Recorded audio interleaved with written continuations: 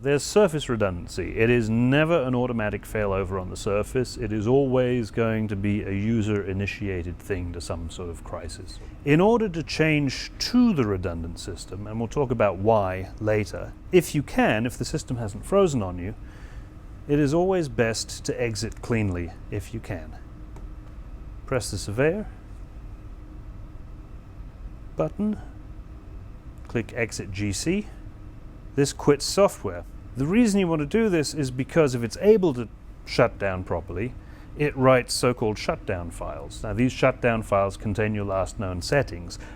Very often if there's a crisis, those files won't be written because the software will have hung and you won't be able to access the menus, in which case skip the step I just showed you and do the following. If you're sure the backup system is up and running, press and hold the fourth button down here, which is the little Swiss flag. That's our redundancy button. Press and hold it until it lights up red. And now it's switching over to the redundant system. If we watch what's happening on the screen, not the built-in one, but the external one, it is initializing the disk, and what it's doing during this process, and you'll see this flash a number of times, is it's attaching the screens that were once attached to the main system, now to the redundant system. That's why it blinks. It's a USB bus. They're USB display drivers.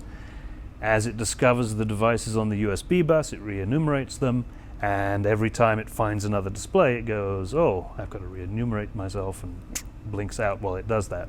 And that affects the main GC as well.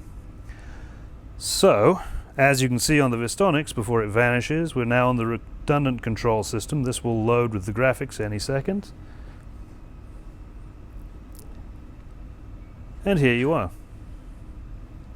So the redundant control system is up and running really the moment you see channels on the strips and fader meters. If you don't see metering on the meter bridge, that's not a huge tragedy. That always is slightly more delayed, but you have control the moment that you have graphics here, fader glow, and moving meters down on the faders. And the meter bridge eventually catches up too. And that's as easy as it, well, that's as hard as it is to fail over to the backup control system. Now, important to remember that this will never fix bad audio. If you have bad audio, switching to the backup system is not going to fix it, because the audio is not processed by any of the computers you've just changed out.